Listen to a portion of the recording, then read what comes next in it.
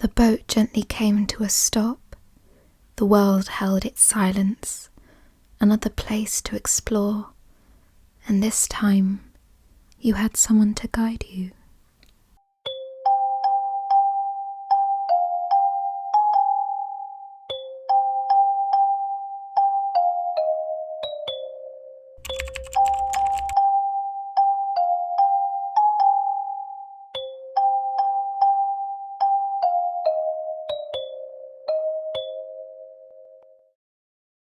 Taggle leapt onto the bank, almost aided by the air itself, landing as light as a feather.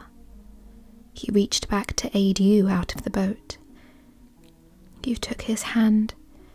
It was small compared to yours, but it helped you onto solid land all the same. As you stood side by side, he was a head shorter than you, perhaps even just shy of that. Not that you were judgmental of his height, but with such an all-consuming presence, it was natural for your human brain to equate that to a larger stature. Never mind that now. It was time to go, say goodbye to the mossy hills, and continue to follow the Kylan River upstream. There is much to see. You stepped away and took one last look around you, and there, an odd marking etched in the boat caught your attention. It was a little painting inside the boat, what looked like a sun rolling into a blooming rose, and underneath was a strange Epiapian alphabet. Let us go. The river will not lead us astray. A perpetual twilight hung in the sky. Their ribbons of purple and pink swayed like instruments of a baby's mobile. This was dawn? Taggle seemed to think so. Assuming Epiapi's atmosphere was made of different elements, instead of the blue sky you were used to, the world span under a dome of fuchsia. It would soon be your first time going into civilization. Taggle mentioned, if his calculations were correct, you would both be heading towards the town of Oraphn. I must be honest with you. Directions of geography are not my specialty. I usually go in one direction and hope for the best. Ah, so it really was the blind leading the blind. Good to know. And I need a new map. Oh God, what else was there? Such a revelation didn't surprise you, seeing as he fell from a portal in the sky and landed in your boat. He couldn't have the best sense of direction. But a new map? Was the old one nothing but shreds of paper? So you asked. Why? Under his breath he whispered still, even though no one was around.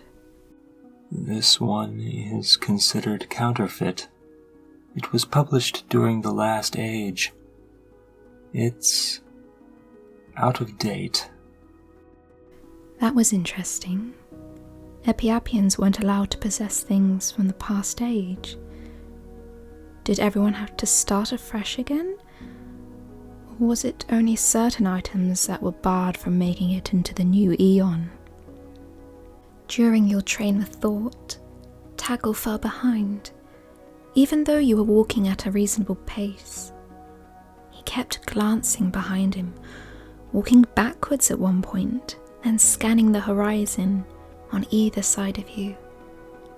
The sigils on his purple gown flickered faster and faster, reorganizing themselves, growing more graphic, more serrated than the soft swirls they once were.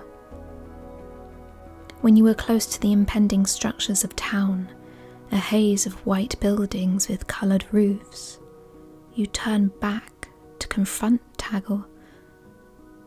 Wasn't it time to be heading into Oraphn? Oh, yes, the town. We need to go to the town. Taggle's hands tapped around his sides, searching his person for something important. Whatever it was, he didn't find it. His brow furrowed, lips pinched together, deep in thought. I know this is sudden, and not exactly part of the plan, but I need you to go into Oraphn for me. Alone. I'm sorry, it will inconvenience you, but it is just a temporary measure. I promise we will meet back here. There was no obvious reason why Taggle couldn't accompany you into Oraphn. However, a flicker of anxiety threatened to erupt over his features. He was hiding something. If you asked, you'd get no answer. So you nodded and just said that it was okay. You'd been on your own before this, so it was okay. Taggle let out a sigh of relief. Thank you. I haven't forgotten I owe you a favor. This is the best I can do. He handed you what appeared to be a simple copper brooch and a small leather sack. Head to the marketplace. Use this to trade for a new map. He gestured to the brooch. And take this parcel of gigu petals to the building on the northeast of the town. The one with the periwinkle blue doors.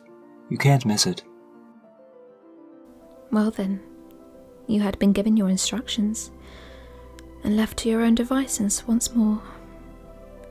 You only hoped everything would go smoothly. Who knows what would happen if an incident occurred or you became lost? Would Taggle even know? Uncertainty seeped in. So you played into your overthinking. What if something happens in there? You're wearing an outfit of obscurity. Just activate it and you will be able to evade any unwanted attention. Oh, so there was something to these clothes. They were useful. But how are you supposed to activate them, you queried. You cross your arms, with your hands touching the opposite shoulder. Then run your hands down your arms until your hands meet each other. Squeeze them together and the spell is complete. Do the same again in reverse to reveal yourself once more. That was that. You were ready to go. Taggle bowed his head, stars jingling from the brim of his hat. A small smile came through as he said, May the triptych trick the trickster's eyes, and that you never leave her loving sight. A seal of protection, a blessing for luck to find you. In return you bowed and bid Taggle farewell. Oh, wait! He cried, forcing you to stop in your tracks and turn back. We don't say goodbye. It is a mark of an ending. Just say, I wait for the echo of you. It was such a simple phrase, and yet it tangled between your ribcage, threatening to set your heart out of rhythm. The comprehension that a thing so sad was true. Still, you had to perform inside these social conventions, no matter how eerie they made you feel. You held your hand up high, gently waved, and spoke it back to Taggle. I wait for the echo of you. The green of Taggle's eyes flashed with the ever-increasing light of dawn. A glint of softness wielded into them as he smiled and waved you off. You fumbled towards the town of Oraphn, contemplating if Taggle would be there when you return. The river. Just follow the river to the entrance of Oraphn. The tall grass lowered in height the closer you came to the town. A more defined dirt path led the way. It was incredible. The closer you got, the more awestruck your mind became. It was almost too extraordinary to be real. The pavements were lined in pearlized stone. The pure, white, earthen buildings appeared to be made of smooth, rounded rock. Their windows glittered with stained glass, so soft pastel colours were cast against every wall. Nothing that met your eyes had a straight line. Each structure curled around one another, reminiscent of the waves of a scallop shell, soft yet uniform. As you walked down the street, everything was glazed as though underwater. The light refracted in such a mesmerizing way. Soft pink light curled around the alleyways, over roofs and through window panes like liquid. You could feel the breezes against your skin, carrying with it the aroma of fresh citrus and flowers. And how quiet this place was. Such a drastic contrast from the natural environment. While the outside had its dark shades, the town embraced the paleness. A mass of white pearls, surrounded by blackened cracklings of trees and tall grass. And the people. The streets were stocked with many people. Some walked alone, others walked in groups, and people of work headed to different places. All dressed eclectically. They walked with such grace and elegance. They were all different sizes, all of them head and shoulders above you. All of them. Every shade of the rainbow. Yet one woman, in particular, caught your attention. Leaning on a wall, in front and to the left of you, this lady stood at least 3 heads taller than you, her long black hair flowing behind her in a cascade of silk, whose skin you couldn't tell was a light green or blue in the rose-pink light of the dawn. In her hands, she glanced at a device, an object similar in design to a sundial. Her eyes flickered as if reading words from a paper. As she was standing to herself, you could quickly interrupt her and ask for help. You approached, asking to be excused and if she would be so kind as to give you directions to the market. Down those stairs and under the wooden canopy, you will find the Oraphn market. Her head nodded in the direction behind you. Down one of those streets, a wooden roof overhung the entrance to the market. You watched a man holding a basket of goods descend the steps and disappear from view. You thanked her and jokingly apologised that it was your first time in town. I know.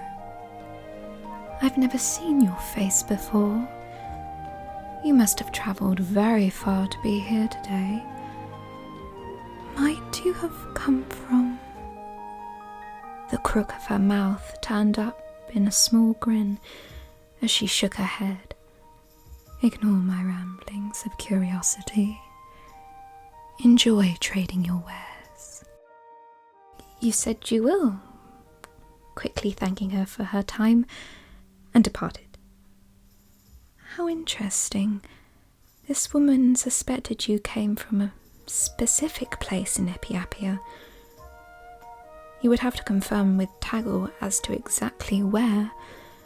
Right now, you had a job to do. You stepped down those stairs into the shadowed streets below. You were beneath the buildings now. Adjacent were many covered stalls, each displaying its unique wares. There were a variety of strange instruments and materials being sold. Each stall had something unique to sell to you. The first and largest booth had a huge glass case with various plants set. The display inside was very strange. It looked to be a bunch of flowers with leaves and stems made of crystal. They glittered in the light from above. You knew better to touch them. Different coloured wires, tubes and other instruments were stored inside wooden cases, along with some glass orbs that emitted an intense glow in their centre. Another booth had strange oils and liquids housed inside many shaped bottles, all being distilled, boiled, and burned into smoke. Concoctions you did not know the usage for, or even if they were concoctions. This section of the market smelt like burnt rubber and prickling ash. The rest of the stalls had several jars and plates filled with different kinds of exotic food, whether they be loaves, cakes, sauces, or even grains and seeds. Of course, there was the general hustle and bustle of the people around you, trading things, bargaining with sellers, and there was some talk of trade routes and precious cargo as you passed one stall. But whenever you passed these folks, there was always a quietening of voices behind you. They stared at you a lot. You were out of place. Perhaps it was best to hurry and not draw any more attention to yourself. Spying for something map-like, the only store to contain scrolls was one of the smaller ones, down and along to the right of you. You walked towards it. The stall had shelves upon shelves in the back, each filled with thick, heavy-bound books and scrolls. The books looked formal, geographical and mathematical, with unrecognised formulas etched on their spines, while the scrolls were tightly rolled, sitting on individual wooden stands. A lone, unlit lantern hanging from the ceiling was being cleaned by a being you had never seen before. This man was lizard-like, with dark green scales that matched his eyes. His features were cold, indiscernible. You assumed there would have been 2 spikes sticking out from the sides of his temples, but only one remained. He wore what appeared to be the standard outfit for a trader, a long poncho of some kind, with short sleeves, along with leather trousers and heavy boots. He even decorated himself with gold.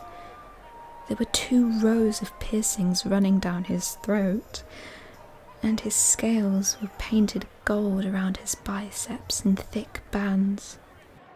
You inquired if this man sold maps, to which the lizard man squinted at you, but nodded yes all the same. You proclaimed you would like to purchase a map of Epiapia. Please. The man leaned across the stand, exposing the black claws on the ends of his fingers. His voice vibrated through his chest into the open air, a voice rough and low, beaten by the sands of time. And what will I have in its place? This was your cue to initiate the trade. You showed him the brooch, to which his claws scraped against your skin as he went to inspect it. No, it will not do. I have no need for such a trinket. shit, this wasn't good. What did he need? Give me something from yourself. That was the only thing you have to trade, you cried. What more did he want then? You gave him a beautiful brooch to trade for something as common as a map, and he wasn't satisfied? Something from yourself. The creature pulled out what looked to be a stamp made of obsidian, and there he demonstrated what he wanted from you. He pressed the stamp deep into the flesh of his arm. A flash of light pulsed under, and then it was removed.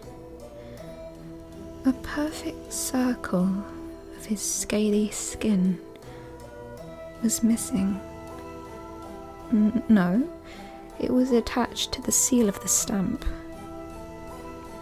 He let the circle of his skin drop onto his table of wares, and he pointed at you. Your arm. He wanted a sample of your skin. What the hell did he want that for? Some sick experiment? To claim he had a piece of a rare being? Biting your tongue to gain some courage? You demanded honesty from this lizard man. What did he want this for? It can be used as an ingredient. We sample from all species in Epiapia. What? Did he want a collector's edition of skin samples? What the... Well, if he were to take a sample from you, he wouldn't just use this against you in the future, right? No, I will not. And was there nothing else he wanted? He shook his head no. This was it. All or nothing. However, that didn't mean bartering couldn't occur, seeing how this man wanted what you were hesitant to give. You exclaimed that to trade a thing so precious as your skin, there would need to be a greater exchange, and he knew it. 2 maps. And another trade whenever you returned to Oraphn. Deal? The lizard man licked his lips in thought. His tongue wasn't forked like you expected it to be, but sharply pointed like the tip of a sword. Deal. It was done. You rolled up the sleeve from your arm, stretching it out towards him and bracing for impact. He grabbed your arm and pulled you closer. His hand was cool and snake-like in texture. Without warning, he pressed the stamp into you. Tensing, you did your best not to instinctively pull away from his grasp. Just at the point where it was becoming unbearably hot, the lizard man removed the stamp from your skin. Just the same perfect circle of missing skin greeted you. Your skin itched from the sudden burn. He handed you what was promised.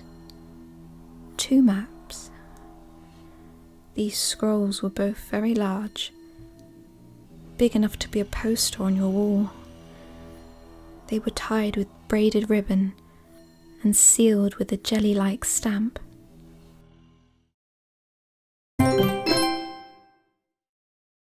Now you had the brooch, the parcel of petals, and 2 maps, but no bag or pouch to carry them. Your trouser pockets would have to do. Attempting to slide the large map inside your trouser pocket with as little damage as possible, the scroll slipped inside without issue. You let go of the map and you couldn't feel it. It was like it wasn't even there. The map dissolved like cotton candy in water straight into your trousers. You reached inside your pocket again and were able to retrieve the map instantly. Amazing! Magic pockets! You pack the rest of your things in your trousers. Trying to hide your excitement of your magical discovery, you bowed to your scaly supplier of goods, thanked him for his service, and said the farewell mantra Taggle taught you. I wait for the echo of you. The lizard man bowed, but said nothing. You quickly left the stall and hurried down through the market. Thank God that was over. You'd have to inquire with Taggle the name of that creature and why on earth your skin had a higher value than an ornate brooch, of all things. You followed the corridor the stalls had created, slinking through the gentle curve of the street below. That was when your ears caught hold of something. A pattern of noise. Something constant running underneath the hustle and bustle. Footsteps. Someone was tracking your steps. Someone was following you.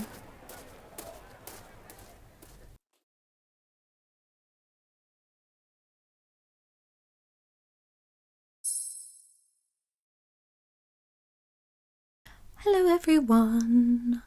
I hope you enjoyed that extra long chapter. I did not have time to write a pocket fable this month, I'm sorry. Work is just crazy, you know how it is. But I hope you enjoyed this chapter. It was a lot of fun to write once I eventually figured out what I was going to be writing. But yeah. Yes. So the next chapter might be a little bit shorter, but not terribly. I mean, I tried to make this a short chapter and it turned out to be one of my longest, so that's just how my funny little brain works. But yeah, I hope you enjoyed. Please like and subscribe, and take care. Bye bye.